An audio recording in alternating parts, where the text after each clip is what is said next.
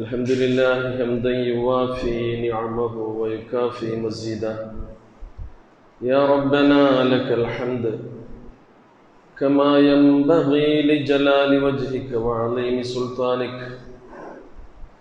اللهم صل على محمد وعلى آل محمد كما صليت على إبراهيم وعلى آل إبراهيم.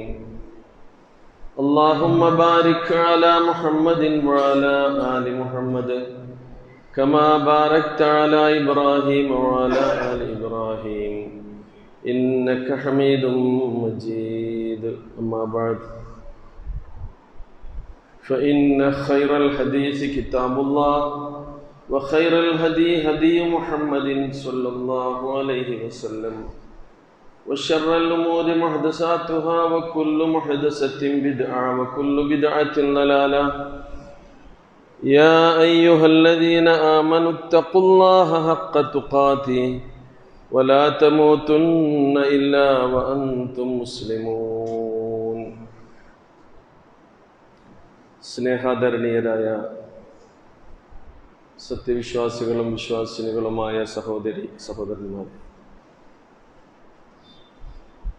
പ്രപഞ്ചപരിപാലകനായ അല്ലാഹു സുബ്ഹാനഹു വ തആലയുടെ നിയമനിർദ്ദേശങ്ങളും വിധിവിലക്കുകളും ആവുന്നത്ര നമ്മുടെ ജീവിതത്തിൻ്റെ രഹസ്യവും പരസ്യവുമായ എല്ലാ സന്ദർഭങ്ങളിലും കാത്തു സൂക്ഷിച്ചുകൊണ്ട് അള്ളാഹുവിൻ്റെ ഇഷ്ടദാസന്മാരായി ജീവിച്ചു മരിക്കാൻ പരമാവധി പരിശ്രമിക്കണമെന്നും സ്വന്തത്തെ മറക്കാതെ എല്ലാവരെയും ഉണർത്തുകയാണ്, എല്ലാവരോടും വസിയത്ത് ചെയ്യുകയാണ്. അല്ലാഹു സുബ്ഹാനഹു വ തആല അതിന് നമുക്കേവർക്കും തൗഫീഖ് നൽകി അനുഗ്രഹിക്കുമാറാകട്ടെ. ഒരു മുസ്ലിമിൻ്റെ അന്തസ്സിൻ്റെയും മാന്യതയുടെയും അയാളുടെ ഭക്തിയുടെയും വിഭക്തിയുടെയും ഒക്കെ അടയാളമായി വിശുദ്ധ ഖുർആനും പ്രവാചക തിരുമേനിയും നമുക്ക് പഠിപ്പിച്ച് തന്ന കാര്യമാണ് സാമ്പത്തിക രംഗത്ത് ഉള്ള വിശുദ്ധി എന്നുള്ളത്. സാമ്പത്തികമായ ക്രയവിക്രയങ്ങളിലും ഇടപാടുകളിലുമൊക്കെ അള്ളാഹുവിനെ പേടിച്ചുകൊണ്ട് അവൻ നമ്മോട് നിർദ്ദേശിച്ചിട്ടുള്ള ചെറുതും വലുതുമായ എല്ലാ കാര്യങ്ങളും പ്രാവർത്തികമാക്കുകയാണെങ്കിൽ അങ്ങനെയുള്ളവരാണ് യഥാർത്ഥ ഭക്തർ എന്ന് ഖുർആൻ നമ്മെ ഉണർത്തുന്നുണ്ട്. മഹാനായ ഇമാം ഗസ്സാലി റഹ്മത്തുള്ളാഹി അലൈഹിയുടെ പ്രസിദ്ധമായ 2 വരികളുണ്ട്. നിങ്ങളൊരു ഭക്തനെ അന്വേഷിച്ചു നടക്കുകയാണെങ്കിൽ ലാ യഗുറൻക മിനൽ മർഇ ഖമീസുൻ റഖഅ ഔ ഇസാറുൻ ഫൗക കഅബിസ് സാഖി മിൻഹു റഫഅ. കണ്ടം വെച്ച് തുന്നിപ്പിടിപ്പിച്ച ലളിതമായ വസ്ത്രം ധരിച്ച് നടക്കുന്ന ഒരാളിൽ, അല്ലെങ്കിൽ നെരിയാണിക്ക് മുകളിൽ തുണി കയറ്റിയൊടുത്തിട്ടുള്ള ഒരാളിൽ, ഔ ജബീനുൻ ലാഹ ഫീഹി ആസറുൻ ഖദ് ഖുലിഅ, നല്ല തള്ളി നിൽക്കുന്ന നമസ്കാരത്തഴമ്പ് നെറ്റിത്തടത്തിലുള്ള ഒരാളിൽ നിങ്ങൾ ഒരിക്കലും ഭക്തി അന്വേഷിച്ചു പോകരുത് എന്നാണ്.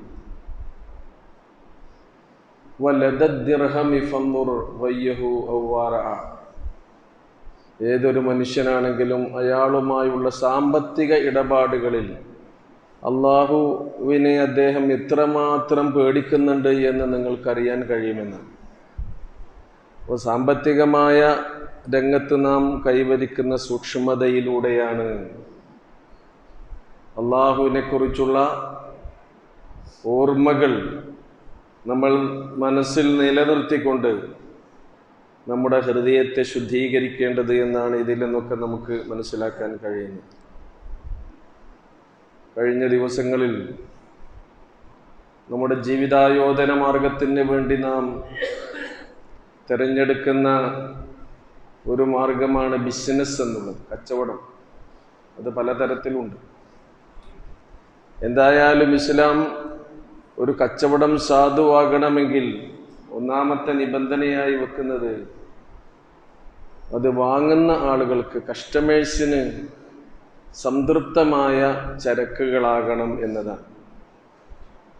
അവരെ പറ്റിക്കുന്ന, വഞ്ചിക്കുന്ന വിധത്തിലുള്ള ചരക്കുകൾ കച്ചവടം നടത്താൻ പാടില്ല എന്നും പ്രവാചക തിരുമേനി സ്വല്ലല്ലാഹു അലൈഹി വസല്ലം വിലക്കിയതൊക്കെ നമ്മൾ മനസ്സിലാക്കുകയുണ്ടായി. എന്നാൽ ഈ കച്ചവടത്തിൽ മുഴുകുന്ന ആളുകൾ ശ്രദ്ധിക്കേണ്ട മറ്റൊരു കാര്യത്തെക്കുറിച്ചാണ് ഇന്ന് പ്രധാനമായും സംസാരിക്കാൻ ഉദ്ദേശിക്കുന്നത്.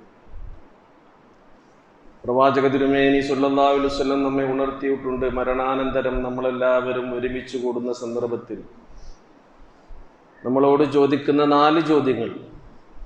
ഹദീസിന്റെ മറ്റൊരു റിവായത്തിൽ 5 ചോദ്യങ്ങളായും അത് വന്നിട്ടുണ്ട്. ലാ തസൂലു ഖദമ അബ്ദിൻ യൗമൽ ഖിയാമ ഹത്താ യുസ്അല അൻ അർബഇൻ. അന്ത്യദിനത്തിൽ അള്ളാഹുവിൻ്റെ ഒരു അടിമയുടെ കാലടികൾ അവന് അനക്കാനാവില്ല. 4 ചോദ്യങ്ങൾക്ക് അവൻ ഉത്തരം പറഞ്ഞിട്ടല്ലാതെ എന്നാണ്. അതിലൊരു ചോദ്യം വഅൻ മാലിഹി മിൻ ഐന ഇക്തസബഹു. തൻ്റെ സമ്പത്ത് എവിടെ നിന്നാണ് അതവൻ സമ്പാദിച്ചത് എന്നാണ്. സമ്പാദിച്ചത് എവിടെ നിന്നാണ് എന്ന് പറഞ്ഞാൽ അത് ഹലാലായ മാർഗത്തിലൂടെയാണോ എന്നതാണ് നമ്മൾ ശ്രദ്ധിക്കേണ്ടത്. വഫീമ അൻഫഖഹു. സമ്പാദിച്ചതിനെ പറ്റി മാത്രമല്ല, ഏത് കാര്യത്തിലൊക്കെയാണ് നീ ചെലവഴിച്ചത് എന്നും ചോദിച്ചിട്ടല്ലാതെ അള്ളാഹു നമ്മെ ഒന്നും വിടുകയില്ല എന്ന് പറഞ്ഞിട്ടുണ്ട്. അപ്പോൾ കച്ചവട രംഗത്ത് നാം പാലിക്കേണ്ട മര്യാദയിൽ അത് ഹറാമ് കലരാത്ത, അന്യൻ്റെ അവകാശങ്ങൾ കൂടിച്ചേരാത്ത, അള്ളാഹു അനുവദിച്ചിട്ടുള്ള വസ്തുക്കളെ മാത്രമേ നമുക്ക് കച്ചവടം നടത്താൻ പാടുള്ളൂ. നിഷിദ്ധമായ ഹറാമായ വസ്തുക്കളെ വിറ്റ് കാശാക്കാൻ പാടില്ല. ഇൻഷാ അല്ലാഹ് തുടർന്നുള്ള നമ്മുടെ സംസാരങ്ങൾ അതിനെപ്പറ്റി വിശദമായി നമുക്ക് പഠിക്കാം. ഇസ്ലാം വിരോധിച്ച കച്ചവടങ്ങളുണ്ട്. അനുവദിച്ചത് ഹലാലല്ല, ഹറാമല്ലാത്തതെല്ലാം അനുവദിച്ച കച്ചവടങ്ങളാണ് എന്നുള്ളതാണ്.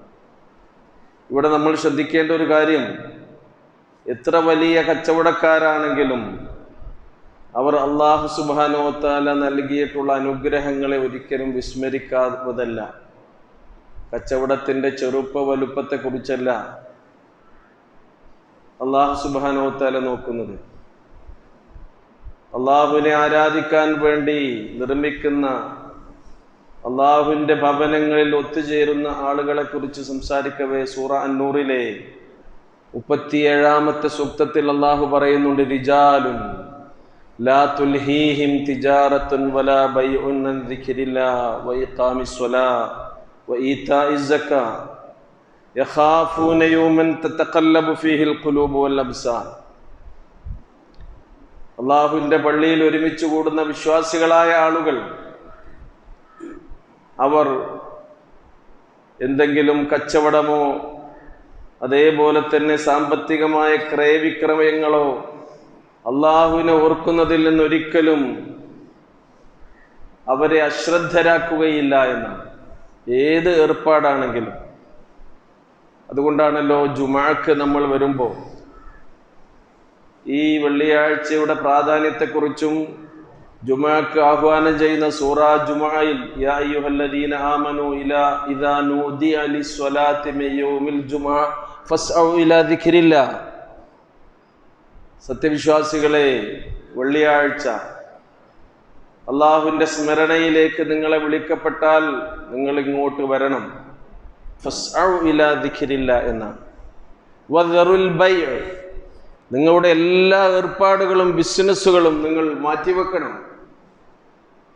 അവിടെ ഈ ദൈവസ്മരണക്കാണ് നിങ്ങൾ പ്രാധാന്യം നൽകേണ്ടത് എന്ന് ഖുർആൻ പറയുന്നുണ്ട്. ദാലികും ഖൈറുൽ ലക്കും ഇൻ കുൻതും തഅലമൂൻ. നിങ്ങൾ കാര്യങ്ങൾ ഗ്രഹിക്കുന്നവരാണെങ്കിൽ അതാണ് നിങ്ങൾക്ക് ഉത്തമം എന്നാണ്. അപ്പൊ ദിക്റുല്ലാഹിൽ നിന്ന് നമ്മുടെ മനസ്സിനെ തെറ്റിക്കുന്ന ഒരു ബിസിനസ്സും ഒരു ഏർപ്പാടും നമുക്കുണ്ടാകാൻ പാടില്ല. വഇഖാമിസ്സലാ, നമസ്കാരം കൃത്യമായി അനുഷ്ഠിക്കുന്നതിൽ നിന്ന് നമ്മുടെ കച്ചവടം ഒരു തടസ്സമാകാൻ പാടില്ല. പ്രവാചക തിരുമേനി സ്വല്ലല്ലാഹു അലൈഹി വസല്ലം വളർത്തിയെടുത്ത അവിടുത്തെ ഉത്തമ സമൂഹം സഹാബാ കിറാം റളിയല്ലാഹു അൻഹും അവരെന്ത് പണിയിലും പ്രവൃത്തിയിലും ഏർപ്പെട്ടുകൊണ്ടിരിക്കുകയാണെങ്കിലും നമസ്കാരത്തിന്റെ നേരമായാൽ ഹയ്യാലസ്സലാ ഹയ്യാലൽ ഫലാ, നിങ്ങളുടെ വിജയത്തിലേക്കാണ് നിങ്ങളെ വിളിക്കുന്നത്, നമസ്കാരത്തിന് വരൂ എന്ന് പറഞ്ഞാൽ അവർ ആ വിളിക്ക് ഉത്തരം നൽകി അവിടെ എത്തുമായിരുന്നു. ഇഖാമത്തിസ്വല എന്നാണ് പറയുന്നത്. അപ്പോൾ ഇഖാമുസ്വല എന്ന് പറഞ്ഞാൽ നമസ്കാരം മുറപ്രകാരം അനുഷ്ഠിക്കുന്നതിൽ നിന്ന്. വഇതാഇസ് സക്കാ, അല്ലാഹു സുബ്ഹാനഹു വ തആല നിങ്ങൾക്ക് നൽകുന്ന സമ്പത്തിൽ നിന്ന് നിങ്ങൾ കൊടുക്കേണ്ട നിർബന്ധമായ ദാനം, പാപങ്ങളുടെ വിഹിതം, അത് കൊടുക്കുന്നതിനും നിങ്ങൾക്ക് ഒരു തടസ്സവും ഉണ്ടാകാൻ പാടില്ല.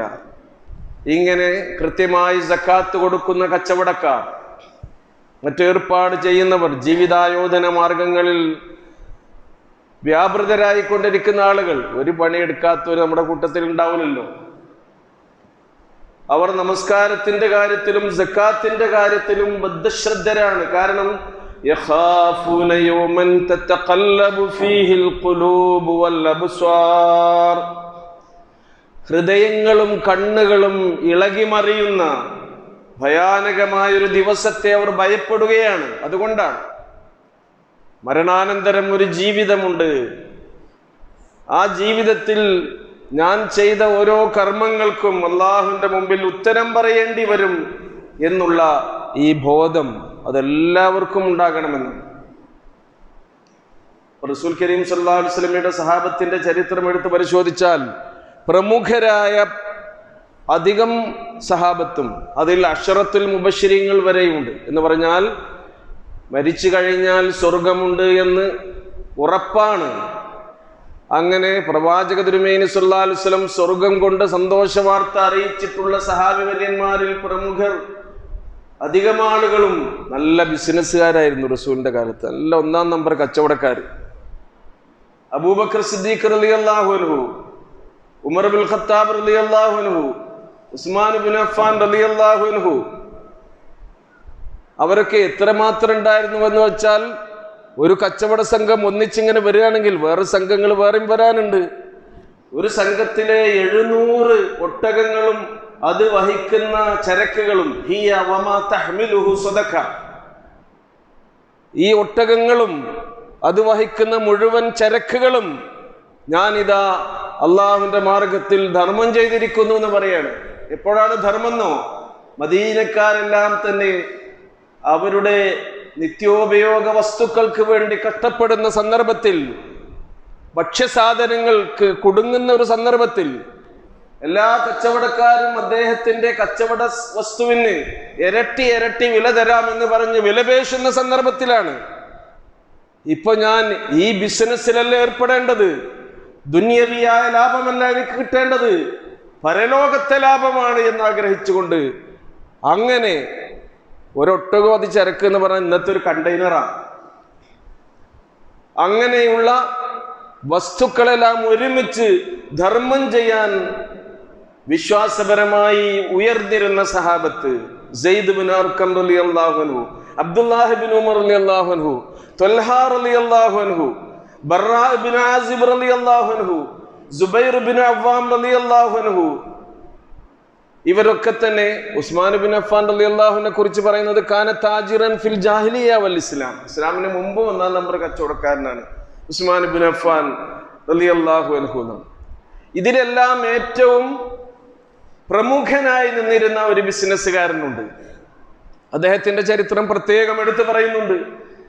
അദ്ദേഹത്തെ കുറിച്ച് പറഞ്ഞിട്ടുള്ളത് അസ്വാദിഖുൽ ബാറുൽ ഗനിയു ഷാക്കിർ, അദ്ദേഹം സത്യസന്ധനായിരുന്നു. അൽ ബാർ എന്ന് പറഞ്ഞാൽ ബിർറ് ചെയ്യുന്നവൻ. തനിക്ക് കിട്ടുന്ന കച്ചവട ലാഭം കൊണ്ട് മുഴുവൻ പുണ്യം ചെയ്യാൻ വേണ്ടി ശ്രദ്ധിച്ചിരുന്ന ആളായിരുന്നു അയാൾ. നല്ല സമ്പന്നനായിരുന്നു. അഷാക്കിർ, അള്ളാഹു കൊടുക്കുന്ന ഈ അനുഗ്രഹങ്ങൾക്കൊക്കെ നന്ദി കാണിക്കുന്ന ആളായിരുന്നു. അതാണ് അബ്ദുറഹ്മാൻ ഇബ്നു ഔഫ് റളിയല്ലാഹു അൻഹു. ഒരു ബിസിനസ് നടത്തുമ്പോൾ അദ്ദേഹത്തിന് കിട്ടുന്ന ലാഭത്തെ കുറിച്ച് റസൂൽ തന്നെ അത്ഭുതത്തോടു കൂടി ഒരിക്കൽ പറയുന്നുണ്ട്. അബ്ദുറഹ്മാൻ ഇബ്നു ഔഫ് ഒരു കച്ചവടത്തിൽ ഏർപ്പെട്ടാൽ ഒരു കല്ല് ഉയർത്തി അതിൽ നിന്ന് അതിന്റെ ചുവട്ടിൽ നിന്ന് സ്വർണ്ണ നാണയങ്ങൾ പെറുക്കിയെടുക്കുന്ന പോലെയാണ് അദ്ദേഹത്തിന് കച്ചവടത്തിൽ ലാഭം കിട്ടുന്നത് എന്ന്. എന്തുകൊണ്ടാണത്? അദ്ദേഹം നടത്തുന്ന ബിസിനസ്സിൽ അള്ളാഹു പറഞ്ഞിട്ടുള്ള എല്ലാ നിബന്ധനകളും നിയമങ്ങളും അദ്ദേഹം പാലിക്കുന്നു എന്നുള്ളത് കൊണ്ടാണ്. നിഷിദ്ധമായ വിശുദ്ധമല്ലാത്ത ഒരു വഴിയിലൂടെയും അദ്ദേഹം സമ്പാദിച്ചിട്ടില്ല എന്നുള്ളത് കൊണ്ടാണ്. കൊടുക്കുന്നതിനനുസരിച്ച് പഠിച്ചവർ വീണ്ടും വീണ്ടും അദ്ദേഹത്തിന് നൽകിക്കൊണ്ടേയിരിക്കുമെന്നാണ്. കൊടുക്കുന്നതിനനുസരിച്ച് ഇങ്ങനെ കിണറ്റിൽ നിന്ന് വെള്ളം കോരുന്നതിനനുസരിച്ചല്ലേ ഉറവ കൂടുതൽ ഉണ്ടാവുക. ഇങ്ങനെ ഈ രംഗത്ത് ധന്യരായിരുന്ന ആളുകളായിരുന്നു അവർ എന്ന് നമുക്ക് കാണാൻ കഴിയും. മാത്രമല്ല അദ്ദേഹം ബിസിനസ്സുകാരനായതുകൊണ്ട് ദീനിന്റെ കാര്യത്തിൽ ശ്രദ്ധിച്ചിരുന്നില്ലേ? ശ്രദ്ധിച്ചിരുന്നു. 1-ാം നമ്പർ കച്ചവടക്കാരൻ. അന്ന് അവിടെ ഉണ്ടായിരുന്ന ബിസിനസ്സുകാരിൽ ഏറ്റവും ധനാഢ്യനായിരുന്നു അദ്ദേഹം എന്നാണ് പ്രവാചക തിരുമേനി സല്ലല്ലാഹു അലൈഹി വസല്ലം തന്നെ അദ്ദേഹത്തെ അത് ഉണർത്തുന്നുണ്ട്.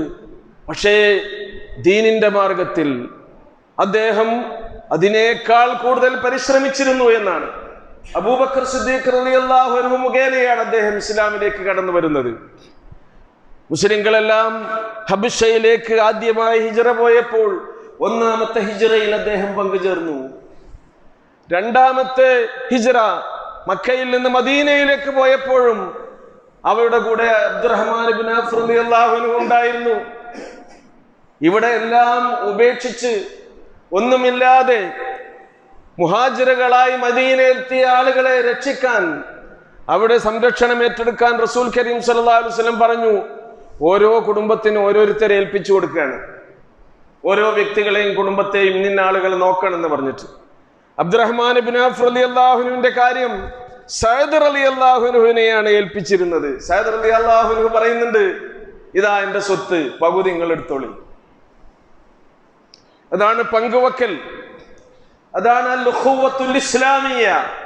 ഇന്നമൽ മുഅ്മിനൂന ഇഖ്വ.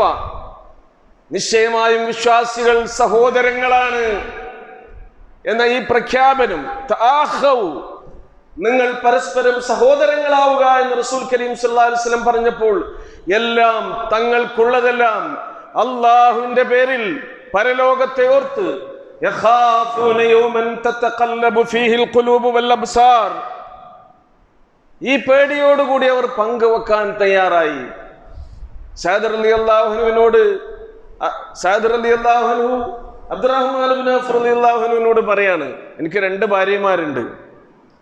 നിങ്ങൾക്ക് ഏറ്റവും കൗതുകമുണർത്തുന്ന ആരാണെന്ന് പറഞ്ഞു തരൂ, ഞാൻ തൊലാക്ക് ചൊല്ലി നിങ്ങൾക്ക് കല്യാണം കഴിച്ചു തരാം. അത്രമേൽ അവർ എന്ത് ചെയ്തിരുന്നു? ഈ ത്യാഗത്തിന് സന്നദ്ധരായിരുന്നു എന്നാണ്. അബ്ദുറഹ്മാൻ ഇബ്നു ഔഫ് പറഞ്ഞു, ഇല്ല, നിങ്ങളെ സ്വത്തൊന്നും എനിക്ക് വേണ്ട, നിങ്ങൾ എടുത്തോളി. ഒരു കാര്യം ചെയ്താൽ മതി, ഞാൻ നല്ല കച്ചവടക്കാരനാണ്, എനിക്കറിയാം. അത്യാവശ്യം കച്ചവടത്തിൽ മുടക്കാനുള്ള മൂലധനമൊക്കെ ഇപ്പം എൻ്റെ കയ്യിലുണ്ട്. ദല്ലൂനി അലാ സൂഖിക്കും, നിങ്ങളുടെ മാർക്കറ്റ് എവിടെയാണെന്ന് കാണിച്ചു തന്നാൽ മതി. അങ്ങോട്ട് പോവുകയാണ് അദ്ദേഹം. അതുവരെ ചെയ്ത കച്ചവടത്തിന്റെ സ്വത്തൊക്കെ മക്കത്തിട്ടാ പോകുന്നത്. അത്യാവശ്യ സാധനങ്ങൾ കെട്ടും പാണ്ഡവും പേറിയല്ലേ പോരാൻ കഴിയുള്ളൂ. പിന്നെ മദീനയിലെത്തിയിട്ടും ഇതാണ് അദ്ദേഹം ബിസിനസ് ചെയ്ത് മാന്യമായി അദ്ദേഹം വളർന്നത് നമുക്ക് കാണാൻ കഴിയുന്നു. പടച്ചവനെ ഓർമ്മയുണ്ടെങ്കിൽ, നമ്മുടെ ജീവിതത്തിന്റെ ലക്ഷ്യത്തെക്കുറിച്ച് നല്ല ബോധമുണ്ടെങ്കിൽ, നമ്മുടെ ജീവിതത്തിന്റെ ഓരോ ബിന്ദുവിലും സ്പന്ദനങ്ങളിലും അള്ളാഹുവിനെ ഓർത്തുകൊണ്ടാണ് നാം മുന്നോട്ട് പോകുന്നതെങ്കിൽ പടച്ചോൻ നമ്മളെ കൈയൊഴിക്കുകയില്ല, ഏത് ഏർപ്പാട് നമ്മൾ ചെയ്യുകയാണെങ്കിലും. അതുകൊണ്ടാണ് വിശുദ്ധ ഖുർആൻ ഈ കാര്യം പ്രത്യേകം നമ്മെ ഉണർത്തുന്നത്. അബ്ദുറഹ്മാൻ ഇബ്നു ഔഫ് റളിയല്ലാഹു അൻഹു റസൂൽ കരീം സല്ലല്ലാഹു അലൈഹി വസല്ലം ചെയ്ത എല്ലാ യുദ്ധത്തിലും പങ്കാളിയായി. ഞാൻ നല്ല ബിസിനസ്സുകാരനല്ലേ, എന്റെ ബിസിനസ്സിന് കോട്ടം തട്ടുമെന്ന് കരുതി മാറി നിന്നോ? ഇല്ല. അദ്ദേഹം ബദറിൽ പങ്കെടുത്തു, ഉഹുദിൽ പങ്കെടുത്തു, ഖന്തക്കിൽ പങ്കെടുത്തു. അങ്ങനെ ബൈഅത്തുർ റിദ്വാനിൽ അദ്ദേഹം പങ്കെടുത്തു. ഒരു യുദ്ധയാത്രയിൽ, ഒരു യുദ്ധ സന്ദർഭത്തിൽ പ്രവാചക തിരുമേനി സല്ലല്ലാഹു അലൈഹി വസല്ലം അബ്ദുറഹ്മാൻ ഇബ്നു ഔഫ് എന്ന ബിസിനസ്സുകാരനെ ഇമാമാക്കി നിർത്തിക്കൊണ്ട് റസൂൽ പിന്നിൽ നിന്ന് നമസ്കരിച്ചു.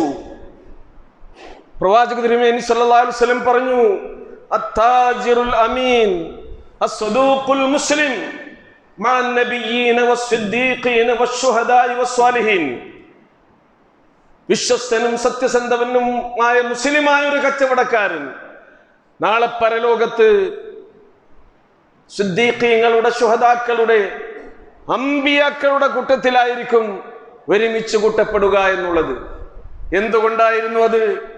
നമ്മുടെ ഏർപ്പാടുകളിൽ സത്യസന്ധത വേണം, ധർമ്മനിഷ്ഠ വേണം, അമാനത്ത് വേണം. അതുകൊണ്ടാണ് റസൂൽ കരീം സല്ലല്ലാഹു അലൈഹി വസല്ലം അതിന്റെ മഹത്വവും അതിന്റെ പ്രാധാന്യവും നമ്മെ ഓർമ്മപ്പെടുത്തിയത്. സഹോദരങ്ങളെ, അവർക്ക് ഈ പേടിയുണ്ടായിരുന്നു. പ്രവാചക തിരുമേനി സല്ലല്ലാഹു അലൈഹി വസല്ലം പറഞ്ഞിരുന്നവരോട്, റഹിമല്ലാഹു അബ്ദൻ സംഹൻ ഇദാ ബഅ സംഹൻ ഇദാ ഇശ്തറ. ഒരു മനുഷ്യൻ അയാൾ എന്തെങ്കിലും വിൽക്കുകയാണെങ്കിൽ, വിട്ടുവീഴ്ച ചെയ്യുകയാണെങ്കിൽ അങ്ങനെയുള്ള ആൾക്ക് അല്ലാഹുവിന്റെ കാരുണ്യം വർഷിക്കുമാറാകട്ടെ. വിൽപ്പനയിൽ, കച്ചവടത്തിൽ എന്ത് ചെയ്യണം? നമ്മൾ വിട്ടുവീഴ്ച ചെയ്യുന്ന മദീന മാർക്കറ്റിന്റെ ഒരു സംസ്കാരം ഇസ്ലാമിക ചരിത്രത്തിൽ രേഖപ്പെടുത്തിയത് നമുക്ക് കാണാൻ കഴിയും. എന്തായിരുന്നെന്നോ, ചില ആളുകൾക്ക് നല്ല ബിസിനസ് നടന്നിട്ടുണ്ടാകും, എന്നാൽ ചിലരുടെ കടയിലോ ബിസിനസ് കുറവായിരിക്കും. ബിസിനസ് കുറഞ്ഞ കടയിൽ ആളില്ലാതെ വരുന്നൊരു സന്ദർഭത്തിൽ നല്ലോണം ബിസിനസ് നടന്ന കച്ചവടക്കാരൻ തന്നെ വീണ്ടും അയാളുടെ അരികിലേക്ക് ആള് വരികയാണെങ്കിൽ, എനിക്കിവിടെ നല്ല കച്ചവടം നടന്നിട്ടുണ്ട്, ഇതേ സാധനം ഇതേ വിലക്ക് അപ്പുറത്തും കിട്ടും, നിങ്ങൾ അപ്പുറത്ത് പോയി കുറച്ച് വാങ്ങിക്കോളി. ഇതാണ് സംഹ എന്ന് പറഞ്ഞത്. എനിക്ക് മാത്രം കിട്ടിയാൽ പോരാ, ഇങ്ങോട്ട് വരി എനിക്ക് തരി എന്നതല്ല, എല്ലാവർക്കും കിട്ടട്ടെ എന്ന ഈ മനോഗതി ഇത് ഇസ്ലാം അല്ലാതെ ഉണ്ടാക്കിയെടുക്കുകയില്ല. മരണാനന്തര ജീവിതത്തിനെ കുറിച്ചുള്ള ബോധമല്ലാതെ ഈ ഒരു സംസ്കാരം ഉണ്ടാക്കിയെടുക്കൂല. അവിടെ പോയി നിങ്ങൾ വാങ്ങിക്കോളി, അയാൾക്ക് ഇന്ന് കുറച്ച് കുറവാ ബിസിനസ് എന്ന് പറഞ്ഞുകൊണ്ട്. ഇതാണ് ശരിക്ക്. അതേപോലെ തന്നെ നമ്മൾ വിൽക്കുകയാണെങ്കിലും വിട്ടുവീഴ്ച, സംഹൻ ഇദശ്തറ, എന്തെങ്കിലും വാങ്ങുകയാണെങ്കിലും നമുക്ക് എന്ത് ചെയ്യണം? വിട്ടുവീഴ്ച ചെയ്യണം. ഒരേ സ്ഥലത്ത് നിന്ന് വാങ്ങുക, എല്ലായിടത്തു നിന്നൊക്കെ വാങ്ങുക. വഴിവാണിഭക്കാരായ കച്ചവടക്കാർ നമ്മൾ കണ്ടില്ലേ, വലിയ വലിയ സൂപ്പർ മാർക്കറ്റുകൾ ഉണ്ടാകും. മദീനയിലും അങ്ങനെ തന്നെ വലിയ കച്ചവടക്കാരുണ്ടാവും, ചെറിയ കച്ചവടക്കാരുണ്ടാവും. വലിയ കച്ചവടക്കാർക്ക് വലിയ ലാഭവും വലിയ ബിസിനസ്സും നടന്നിരിക്കും. ചെറിയ ചെറിയ ആളുകൾക്കോ അത്രയൊന്നും കിട്ടിയിട്ടുണ്ടാവില്ല, ബുദ്ധിമുട്ടുണ്ടാകും. അതുകൊണ്ടാണ് വാങ്ങുന്ന നമ്മളും ശ്രദ്ധിക്കണം എന്ന് പറഞ്ഞത്. ഇടയ്ക്കിടയ്ക്ക് ഈ വഴിവാണിഭക്കാരായ ആൾക്കാരുണ്ടാവൂലേ, വലിയ വലിയ മാളുകളിൽ നിന്ന്, സൂപ്പർ മാർക്കറ്റിൽ നിന്ന് മാത്രം വാങ്ങാതെ ഇടയ്ക്ക് അവിടെ നിന്നൊക്കെ വാങ്ങുക. ഓൽക്കും ജീവിച്ചു പോണ്ടേ, ഓൽക്കും കുട്ടികളെ പോറ്റണ്ടേ. ഈ രീതിയിൽ ഇതാണ് ഇസ്ലാം പഠിപ്പിച്ചു തരുന്ന സംഹ്.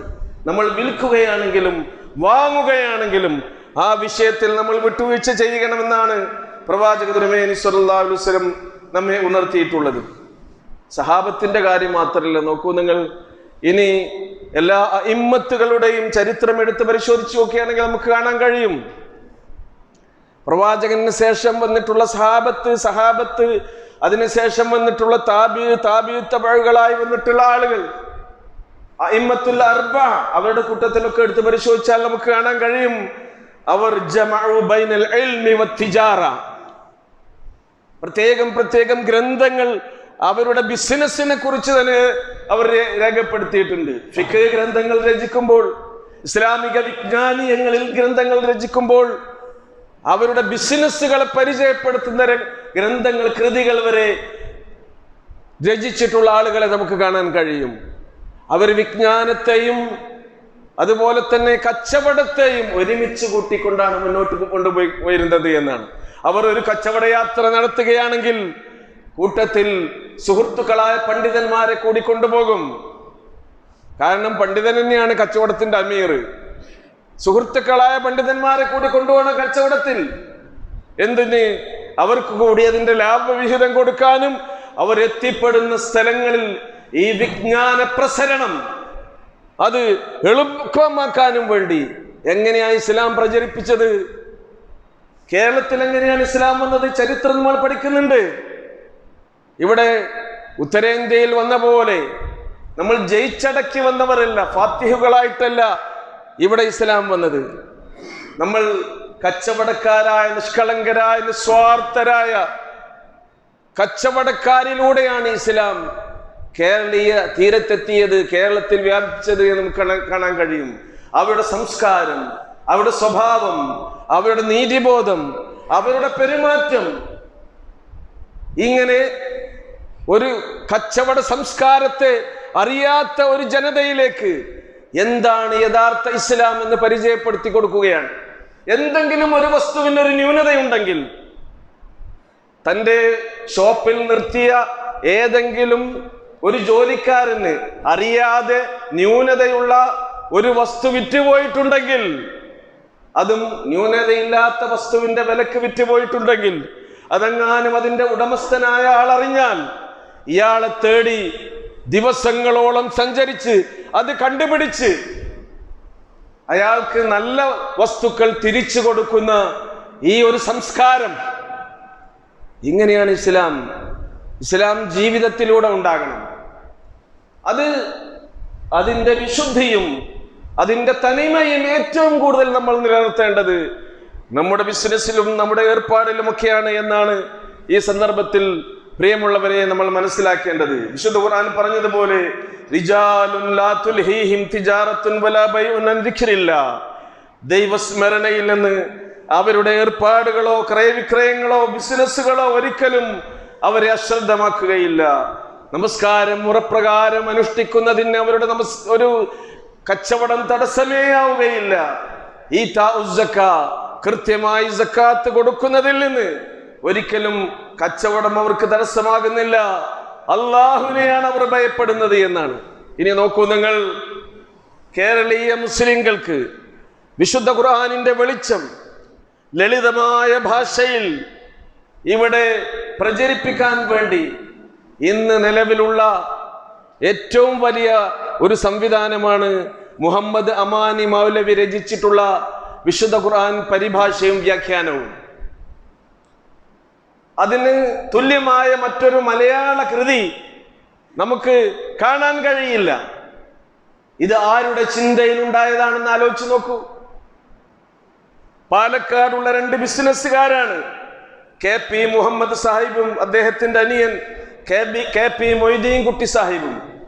നല്ല ഒന്നാം നമ്പർ ബിസിനസ്സുകാരുടെ മനസ്സിലാണ് ഇങ്ങനെ ഒരു ചിന്ത മുളപൊട്ടിയത്. അവർക്ക് ഖുർആന് തർജമയും തഫ്സീറും എഴുതാൻ കഴിയില്ല. അന്ന് കേരളത്തിൽ അറിയപ്പെടുന്ന വലിയ പണ്ഡിതനായിരുന്ന KM മൗലവിക്ക് അദ്ദേഹം അവരെ കത്തെഴുതുകയാണ്, മൗലവി സാഹിബ്, ഞങ്ങൾക്ക് ഇങ്ങനെ ഒരു ആഗ്രഹമുണ്ട്. വിശുദ്ധ ഖുർആനിന്റെ വളരെ ലളിതമായ പരിഭാഷയും അതിൻ്റെ ആശയ വ്യാഖ്യാനങ്ങളും കേരളീയ പൊതുസമൂഹത്തിന് ലഭിക്കുന്ന വിധത്തിൽ നിങ്ങൾ ഒരു ഗ്രന്ഥം രചിക്കണം. ഞങ്ങളുടെ കയ്യിൽ സമ്പത്തേ ഉള്ളൂ, ഞങ്ങൾ ബിസിനസ്സുകാരാണ്, ഇൽമ് നിങ്ങളുടെ കയ്യിലാണുള്ളത്. അതുകൊണ്ട് എന്ത് സാമ്പത്തികമായ ബാധ്യത അതിന് വരികയാണെങ്കിലും ഞങ്ങളത് ചെയ്യാം, ഞങ്ങളത് ഏറ്റെടുത്തിരിക്കുന്നു, നിങ്ങളത് ചെയ്യണം. KM മൗലവി സാഹിബ് തന്റെ സുഹൃത്തുക്കൾക്ക് കത്തെഴുതുന്നു.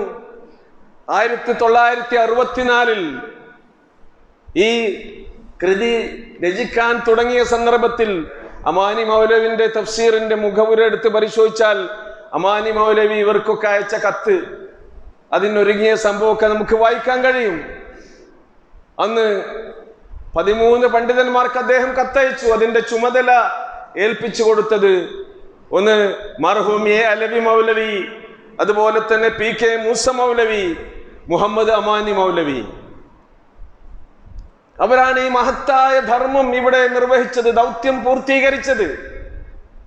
ഇതിന് പ്രചോദനമേകിയത് ഈ ചിന്തയോ ഒരു രണ്ട് ബിസിനസ്സുകാരിൽ നിന്നാണ് ഉണ്ടായത്.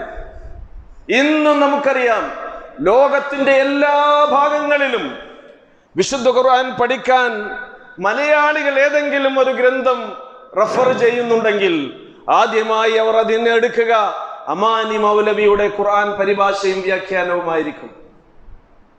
അലവി മൗലവി മരിച്ചുപോയി, അതിനുശേഷം PK മൂസ മൗലവി മരിച്ചുപോയി. ഈ ദൗത്യം പിന്നീട് പൂർത്തീകരിച്ചത് മുഹമ്മദ് അമാനി മൗലവിയാണ്. നോക്കൂ നിങ്ങൾ, അവരുടെയൊക്കെ ഖബറുകളിലേക്ക് ജാരിയായ സദഖയായി ഒരിക്കലും നിലക്കാതെ പ്രവഹിക്കുന്ന പ്രതിഫലത്തിന്റെ ഒഴുക്ക് ഇപ്പോഴും ലഭിച്ചുകൊണ്ടിരിക്കുകയാണ്. അള്ളാഹു അവരെ അനുഗ്രഹിക്കുമാറാകട്ടെ. എന്നാൽ ഈ ബിസിനസ്സുകാർക്കോ അതിന് തുല്യമായ ഇങ്ങനെ ഒരു പ്രൊജക്റ്റ് ഈ പണ്ഡിതന്മാരുടെ മുമ്പിൽ സമർപ്പിക്കുകയും ഞങ്ങൾ കച്ചവടക്കാരാണ്, ഞങ്ങളുടെ പണം ഈ ഒരു പുണ്യത്തിന് വേണ്ടി വിനിയോഗിക്കണം എന്ന ഈ അടങ്ങാത്ത ഒടുങ്ങാത്ത ആഗ്രഹവും കൊതിയും എന്താണ്? യഖാഫൂന യൗമൻ തതഖല്ലബു ഫീഹിൽ ഖുലൂബു വൽ അബ്സാർ. കണ്ണുകളും ഹൃദയങ്ങളും ആകെ ഭയവിഹ്വലതയോടുകൂടി ഇളകി മറിയുന്ന അള്ളാഹുവിന്റെ കോടതിയിൽ നമ്മുടെ ജീവിതം വിചാരണ ചെയ്യപ്പെടുന്ന ആ ദിവസം ഞങ്ങൾക്ക് ഇതൊക്കെ രക്ഷയുണ്ടാകൂ എന്ന നിലക്കാണ് ഈ കാര്യങ്ങളൊക്കെ സഹോദരന്മാരെ അവർ ചെയ്തത്. നമുക്കും അങ്ങനെ എന്തെങ്കിലുമൊക്കെ അടയാളപ്പെടുത്തൽ ജീവിതത്തിൽ ഉണ്ടാകണം. ഇന്ന് ലോകത്ത് അറിയപ്പെടുന്ന ഒരുപാട് ബിസിനസ്സുകാര്, വലിയ വലിയ സമ്പന്നരായ കോടീശ്വരന്മാരായ ആളുകൾ നമുക്ക് കാണാൻ കഴിയും. പണം കിട്ടിയിട്ട് എന്താ മനസ്സമാധാനം ഉണ്ടാകുമോ? ഇല്ല. അവരിൽ അധികം ആളുകളും പണം നീക്കിവെക്കുന്നത് ജീവകാരുണ്യ സാമൂഹ്യക്ഷേമ പ്രവർത്തനങ്ങൾക്കാണ്. കണ്ണീരൊലിക്കുന്ന ആളുകളുടെ കണ്ണീരൊപ്പാൻ, വേദനിക്കുന്നവരുടെ വേദനയകറ്റാൻ, തളർന്നു പോകുന്നവരെ താങ്ങാൻ, അവരെ തലോടാൻ, ഇങ്ങനെയുള്ള പ്രവർത്തനങ്ങൾക്ക് നമ്മളും എന്റെ ജീവിതകാലത്ത് ഞാൻ ഇത്ര ഏക്കർ സമ്പാദിച്ചിട്ടുണ്ട്, എന്റെ വക എടവണ്ണ അങ്ങാടിയിൽ അമ്പരചുംബികളായ കെട്ടിടങ്ങൾ ഞാൻ ഉണ്ടാക്കി പണി തീർത്തിട്ടുണ്ട്. നിങ്ങളുടെ മരിച്ചുപോയ ആർക്കാണത്? മക്കള് കടിപിടി കൂടും. നിങ്ങൾക്കെന്തുണ്ട്? അതുകൊണ്ടാണ് ഖുർആൻ ഈ ചോദ്യത്തിന് ഉത്തരം നമുക്ക് നൽകുന്നത്. അള്ളാഹു രേഖപ്പെടുത്തി വെക്കും.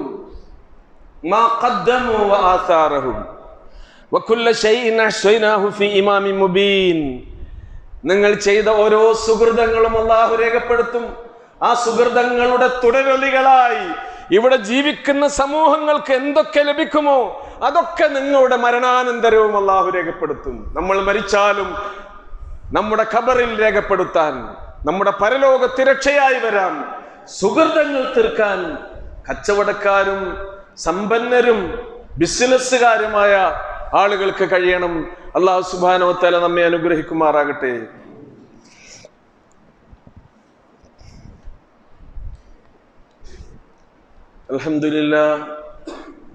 അൽഹംദുലില്ലാഹ് നഹ്മദുഹു വനസ്തഈനുഹു വനസ്തഗ്ഫിറുഹു വനസ്തഹ്ദീഹി വനുഅ്മിനു ബിഹി വനതവക്കലു അലൈഹി വനഊദു ബില്ലാഹി മിൻ ശുറൂരി അൻഫുസിനാ വമിൻ സയ്യിആതി അഅ്മാലിനാ. ഇത്തഖുല്ലാഹ ഇബാദല്ലാഹ്. പ്രിയമുള്ള സഹോദരി സഹോദരന്മാരെ, കഴിവിൻ്റെ പരമാവധി ജീവിതത്തിൻ്റെ എല്ലാ സന്ദർഭങ്ങളിലും അള്ളാഹുവിനെ സ്മരിച്ചുകൊണ്ട്, അള്ളാഹുവിനെ ഓർത്തുകൊണ്ട് കഴിഞ്ഞുകൂടാൻ ശ്രമിക്കണമെന്ന് ഉണർത്തുകയാണ്. അള്ളാഹു സുബ്ഹാനഹു വ തആല നമ്മെ അനുഗ്രഹിക്കുമാറാകട്ടെ. എല്ലാ ജുമുഅ ദിവസങ്ങളിലും നമ്മൾ പാരായണം ചെയ്യുന്ന 2 സൂറകളുണ്ട്. സൂറ മുനാഫിഖൂൻ, അതേപോലെ തന്നെ സൂറ ജുമുഅ. സൂറ ജുമുഅയിൽ മദീനയിൽ പ്രവാചക തിരുമേനി സല്ലല്ലാഹു അലൈഹി വസല്ലം ഖുത്ബ നടത്തുമ്പോൾ സംഭവിച്ച ഒരു സംഭവത്തിന്റെ കാര്യം അവസാനം പറയുന്നുണ്ട്. റസൂൽ കരീം സല്ലല്ലാഹു അലൈഹി വസല്ലം മിമ്പറിൽ കയറി ഖുത്ബ നിർവഹിച്ചു കൊണ്ടിരിക്കുകയാണ്. സഹാബത്തൊക്കെ പള്ളിയിൽ ഒരുമിച്ച് കൂടിയിട്ടുണ്ട്. ആ ഒരു വെള്ളിയാഴ്ച, അന്നത്തെ ദിവസങ്ങൾ എന്ന് പറഞ്ഞാൽ അവരുടെ ഭക്ഷണ സാധനങ്ങൾക്ക് ഏറെ കഷ്ടപ്പെടുന്ന ഒരു സാഹചര്യമായിരുന്നു. അത്യാവശ്യ സാധനങ്ങളൊന്നും കിട്ടാനില്ല. അപ്പോഴാണ് ഷാമിൽ നിന്നൊരു കച്ചവട സംഘം വരുന്നുണ്ട് എന്ന വിവരം കിട്ടി. മദീനക്കാരൊക്കെ ആ കച്ചവട സംഘത്തെ എതിരേൽക്കാൻ, വരവേൽക്കാൻ വേണ്ടി ഒരുമ്പെട്ട് അങ്ങനെ തയ്യാറായി നിൽക്കുന്നൊരു സന്ദർഭമാണ്. ഈ കച്ചവട സംഘത്തിന്റെ വരവിന്റെ ആരവം കേട്ട് മദീനക്കാരെല്ലാം അങ്ങോട്ടൊഴുകുകയാണ്. റസൂലുള്ള ജുമുഅ നിർവഹിച്ചു കൊണ്ടിരിക്കുകയാണ്. മിമ്പറിലാണ് റസൂൽ. ആ സന്ദർഭത്തിൽ മുസ്ലിങ്ങളായ ചില ആളുകളും എന്ത് ചെയ്തു? അവരും അങ്ങോട്ടൊഴുകിപ്പോയി. ആ സന്ദർഭത്തിൽ വിശുദ്ധ ഖുർആൻ അവതരിച്ചുകൊണ്ട് ഇങ്ങനെ പറഞ്ഞു: വഇദാ റഔ തിജാറതൻ ഔ ലഹ്വൻ ഇൻഫദു ഇലൈഹാ വതറകൂക ഖായിമ. റസൂലേ, അവരെന്തെങ്കിലും കച്ചവടവും വിനോദമൊക്കെ കണ്ടാൽ അങ്ങോട്ടതാ ഒഴുകിപ്പോകുന്നു, നിങ്ങൾ മിമ്പറിൽ നിന്ന് ഖുതുബ നടത്തുന്നു. ഖുൽ, അവരോട് പറയുക, മാ ഇൻദല്ലാഹി ഖൈറും മിനൽ ലഹ്വി വമിനത് തിജാറ. നിങ്ങളുടെ ബിസിനസ്സിനേക്കാൾ, നിങ്ങളുടെ വിനോദങ്ങളെക്കാൾ അള്ളാഹുവിന്റെ അരികിലുള്ളതാണ് ഏറ്റവും ഖൈർ.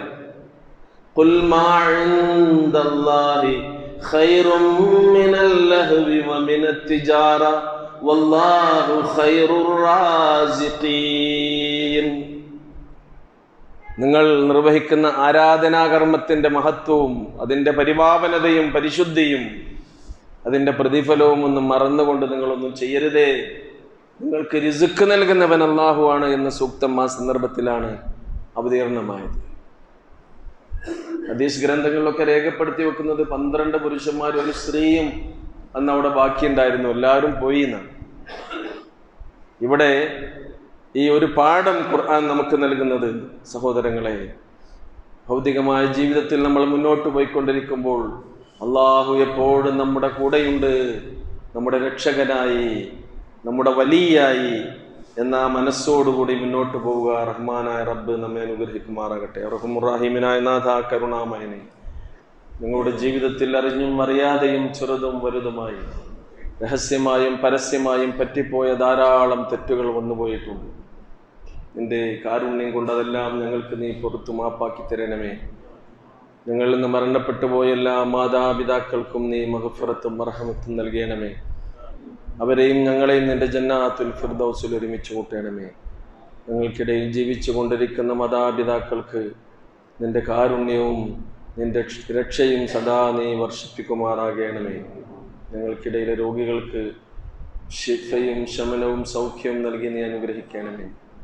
ഞങ്ങളുടെ ഇണകളിലൂടെ മക്കളിലൂടെ ഞങ്ങൾക്ക് നീ കൺകുളിർമ പ്രദാനം ചെയ്യണമേ. അല്ലാഹുമ്മ ഗ്ഫിർ ലിൽ മുഅ്മിനീന വൽ മുഅ്മിനാത്ത് വൽ മുസ്ലിമീന വൽ മുസ്ലിമാത്ത് അൽഅഹ്യാഇ മിൻഹും വൽ അംവാത്ത് ഇന്നക മുജീബുദ് ദഅവാതി യാ ഖാദിയൽ ഹാജാത്ത്. റബ്ബനാ ആതിനാ ഫിദ് ദുനിയ ഹസന വഫിൽ ആഖിറതി ഹസനത വഖിനാ അദാബൻ നാർ.